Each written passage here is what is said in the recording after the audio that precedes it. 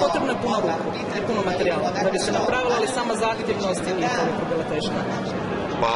sama ideja, znači projekta Sretne hrane je došla proučavajući jedan članak koji se bavio dakle namirnicama koje podižu razinu serotonina, kako sam slastičar, onda sam ja to nekako odlučio, pa to se da lijepo spojiti u nekakvu slasticu, u tortu, i tu se rodila ideja dakle Sretne hrane, znači u sreću. U suradnji sa udrugom Krugovi, koji su nam partneri u ovom projektu, smo odlučili napraviti najdužu tortu Hrvatske, oboriti rekord i naravno humanitarno djelovati, odnosno prikupljena sredstva darivati djeci sa teškim oboljenjima.